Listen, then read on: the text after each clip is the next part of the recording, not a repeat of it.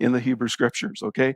Exodus 15:26, God reveals, I am the Lord who heals you.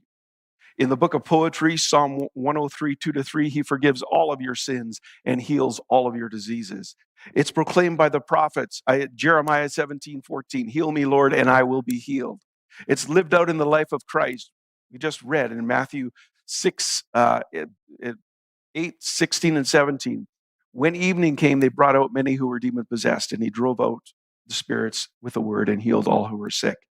It's taught by the apostles. What does James tell us? If any of you are sick, call for the elders of the church, and they should pray over them with anointing them with oil, and the prayer of faith will heal the sick person.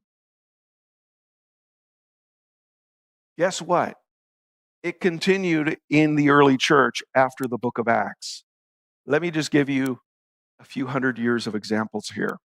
Justin Martyr, first century, he writes in against heresies.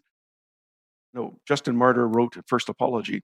By the name of Jesus Christ, healed suddenly and completely persons from among yourselves with grievous diseases.